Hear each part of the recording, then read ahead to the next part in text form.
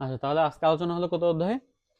4 অধ্যায়ে সূত্রগুলো নিয়ে একদম বেসিক আলোচনা আর কি। ঠিক আছে, তো প্রথমে আমরা হচ্ছে সূচকের যে সূত্র টুত্রগুলো আছে এগুলো সম্বন্ধে দেখি। দেখেন, সূচকে নিচে যে মানটা দেওয়া থাকে ওটাকে বলা হয় ভিত্তি বা বেস। ঠিক আছে স্যার? তাহলে সূচক দেখেন, একটা মান নিচে আছে, একটা কথা আছে উপরে আছে। তো নিচেরটাকে বলা হচ্ছে কি? ভিত্তি। আর উপরে যেটা থাকে ওটাকে কি বলা হয়? পাওয়ার, ঘাত, সূচক, ইন্ডেক্স বা এক্সপোনেন্ট, যাই বলেন না কেন। তো এখন এইখানে এক নম্বর সূত্রটা হচ্ছে, দেখেন এইখানেও ভিত্তিটা এ, মানে নিচে এ, এইখানেও ভিত্তি এ।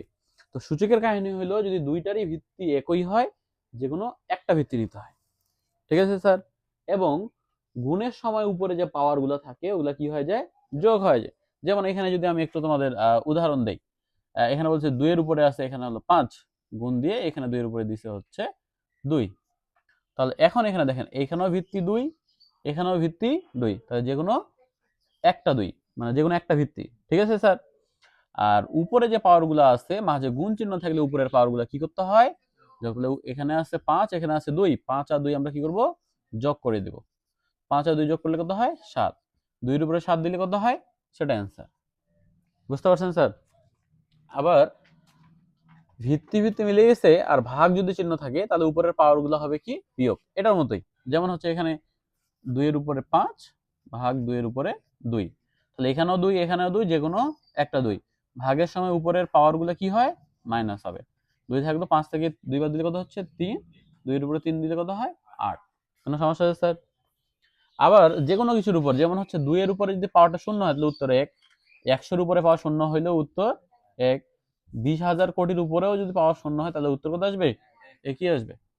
এখন রুট, কোনো কিছুর উপর রুট আছে, যেমন এখানে দেওয়া আছে √3। √3 এর মানে হচ্ছে 3 এর উপরে আছে হাফ।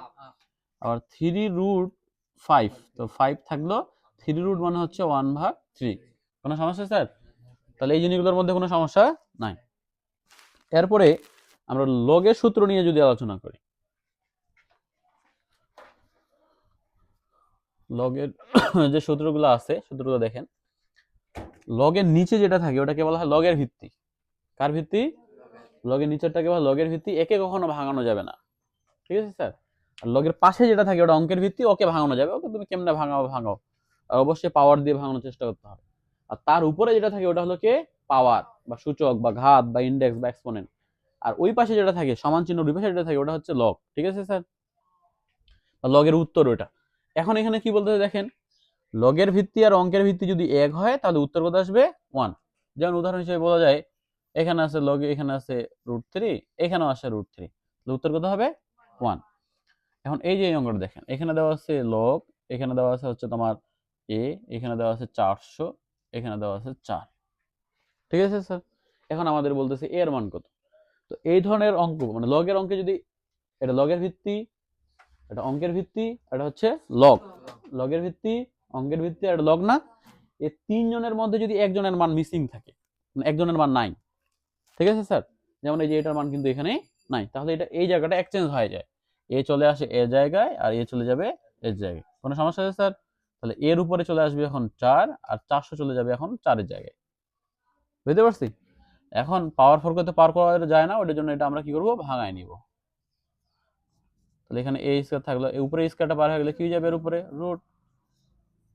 এখানে এর উপর রুট করলে কত আসতেছে? 20। এ থাকলো, এই স্কয়ারটা পার হয়ে গেলে কি হয়ে যাবে? রুট। আর 20 এর উপর রুট করলে পয়েন্ট আসে। কি আসে?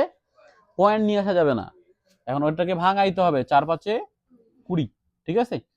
4 এর উপরে রুট করলে 2 আর √5 এর উপর করলে √5, তাহলে এর মান হচ্ছে 2√5। এটা আবার ফির অনেক আছে ক নম্বরে। ঠিক আছে স্যার? এটা বুঝতে কোনো সমস্যা আছে? যে কখন তোমরা এক্সচেঞ্জ করবা? যখন লগের ভিত্তি, অঙ্কের ভিত্তি আর লগ, এই তিনটার মধ্যে যে কোনো একটার মান কি থাকবে? মিসিং থাকবে, তখন ওই জায়গাটা কি হয়ে যাবে? এক্সচেঞ্জ হয়ে যাবে। এরপরে লগের ভিত্তি যাই থাক না কেন, যদি অঙ্কের ভিত্তিটা এক হয়ে যায় তাহলে উত্তর হচ্ছে কত? 0। Clear sir? আচ্ছা, এরপরে আমরা দেখি অঙ্কের দিকে যাই। অঙ্কের দিকে এই অধ্যায় থেকে ক নাম্বারে যে অঙ্কগুলো আসে বা তোমাদের ক নাম্বার যে আইটেমগুলো আছে, এগুলো এই ধরনের অঙ্ক আসে, খুবই সহজ অঙ্ক আসে। দেখেন একটু, এই ধরনের মেথ দিয়ে দিবে তোমাদের। বলতেছে √7 ইন্টু, এখানে বলছে 3√7, আবার নিচে দিয়ে রাখছে √7। বলছে এটার সমাধান করো বা সরল করো। সমাধান করো বা কি করো? সরল করো। এখন এটা কেমনে সমাধান করবো বা সরল করবো? আচ্ছা দেখেন, উপরে এখানে কত আছে 7, 7 থাকলো। 7-এর উপরে রুট মানে 7-এর উপরে কি আছে হাফ আছে, মাঝে কোনো চিহ্ন নাই মানে কি আছে গুণ আছে।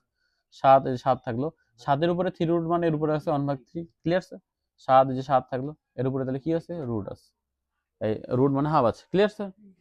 এখন আগে আমরা উপরের কাজটা শেষ করে নিচে আসবো। এখানেও 7, এখানেও 7, ভিত্তি ভিত্তি মিলে গেছে, যে কোনো একটা ভিত্তি মানে একটা 7 নিব, ঠিক আছে স্যার? এর উপরে আছে 1/2 গুণের জন্য প্লাস, এর উপরে আছে 1/3, কোনো সমস্যা? নিচে থাকলে এখানে কত 7 আর এখানে থাকতেছে কত হাফ। এখন দেখেন এই যে 7 এখানকার 7 থাকলো, এই যে জিনিসটা দেখো উপরে নিচে মান মাঝে যোগ বা বিয়োগ চিহ্ন মানে লসাগু করতে হবে।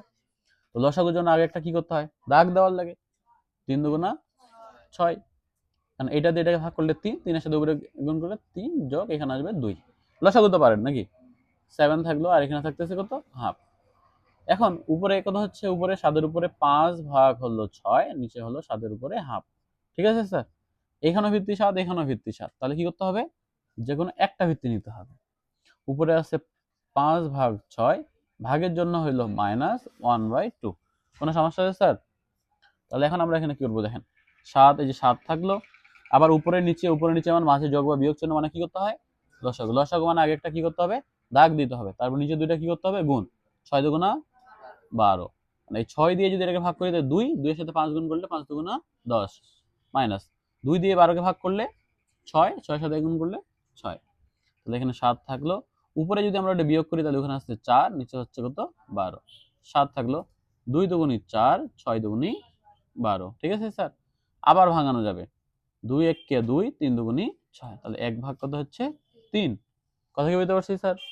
আর 1 ভাগ 3 মানে আবার লেখা যায় 3√7, এর অ্যান্সার। কোনো সমস্যা আছে স্যার বুঝতে আমাদের? কি অনেক সহজ না? এগুলা হচ্ছে সূচকের অঙ্ক, এইভাবে করে আসবে, ঠিক আছে? এখানে আরেকটা সূত্র মিসিং গেছে, খুব ইম্পর্টেন্ট সূত্র এটা, এখানে তোমরা তুলে নিবা। যদি মনে করো কারো উপরে এরকম করে আছে, কোনো ভিত্তির উপর মাইনাস দেওয়া যদি থাকে, আর এই যে মাইনাসটা আছে এই মাইনাসের মানে হইলো 1 ভাগ, মাইনাসের মানে কি 1 ভাগ, মাইনাসের মানে 1 ভাগ, নিচে থাকলো এখন এ আর তার উপরে ছিল কিউব, এটা উত্তর। কথা কি বুঝতে পারছি স্যার? কোনো সমস্যা আছে বুঝতে? এরপরে দেখেন এই ধরনের যদি ম্যাথ থাকে তাহলে আমরা কিভাবে সমাধান করব?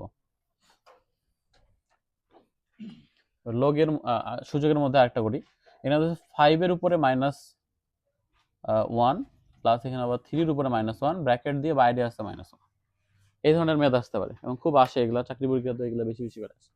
এখন এখানে দেখেন এই মাইনাস মানে কি 1 ভাগ 5, 5 থাকলো 5 এর উপরে 1 দিলেও চলে, মাইনাস মানে কি 1 ভাগ 3, 3 থাকলো, তার উপরে বাইরে আবার কি আছে -1, তো এই বাইরের -1 এর কাজ পরে হবে, কারণ আগে ব্র্যাকেটের কাজ করতে হয়, অঙ্কের নিয়ম এটা, আগে কার কাজ করতে হবে ব্র্যাকেটের কাজ করতে হবে।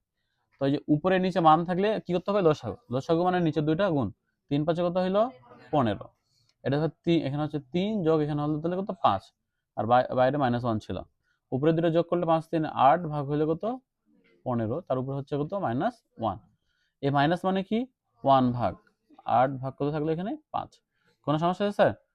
তাহলে 1 থাকলো, দুইটা ভাগ চিহ্ন থাকলে প্রথমটা কি হয়ে যায় গুণ, নিচের 15 যাবে উপরে, 8 চলে যাবে কোথায় নিচে, তাহলে হচ্ছে 15 ভাগ 8, এটা অ্যান্সার। কোনো সমস্যা স্যার? এই ধরনেরও প্রশ্ন আসে পরীক্ষা অনেক। এরপরে এই দিক দেখেন, লগ থেকে কিছু করাই দিই। এখানে দেওয়া আছে তোমার হচ্ছে 5, এখানে দেওয়া আছে √5 ইন্টু এখানে দেওয়া আছে 3√5, এটা সমাধান করো বা সরল করো বলতেছে, মান নির্ণয় করো বলতেছে। কি করতে বলছে এটা থেকে মান নির্ণয়। তাহলে এখন দেখেন লগ, এখানে নিচে কত আছে 5, নিচে লগের ভিত্তিটা যা হয়, লগের ভিত্তি এখানে কত 5 না, তার মানে উপরের গুলাকে তোমাকে 5 বানাইতে হবে, লগের ভিত্তি যা হবে উপরের অঙ্কগুলোকেও তাই বানাইতে হবে, কথা কি বুঝতে পারছেন? তাহলে এখানে এই যে 5 5 থাকলো আর রুট মানের উপরে হচ্ছে কি হাফ, এই দেখে এর মধ্যে হয়ে গেল, আবার 5 5 থাকলো এখানে, তাহলে হয়ে গেল কত, কথা ক্লিয়ার স্যার? লগের ভিত্তি কত আছে এখানে 5 5 থাকলো, এখানেও 5 এখানেও 5, যে কোনো একটা 5, গুণের সময় উপরে গুলো কি হয়ে যায় যোগ হয়ে যায়, কোনো সমস্যা স্যার? এখন এখানে এই যে 5 5 থাকলো, এটা কি করতে হবে আমাদের লসাগু, লসাগু মানে আগে একটা কি করতে হয় দাগ, 3 দুগুণা 6, তাহলে এখানে হচ্ছে 3 প্লাস হচ্ছে কত 2, কোনো সমস্যা স্যার? 5 এখানে 5 থাকলো, উপরে হচ্ছে 5/6, এই যে পাওয়ারটা আছে না, পাওয়ারটা কিন্তু সামনে চলে আসতে পারে, পাওয়ার কোথায় চলে আসতে পারে? সামনে। এখানে সূত্রটা তোমরা নোট করতে পারেন এটা 4 নাম্বার দিয়ে, যে লগ এখানে থাকলো এ, এখানে থাকলো এ, এখানে থাকলো এন। এই পাওয়ারটা আমাদের কোথায় চলে আসতে পারে? সামনে চলে আসতে পারে।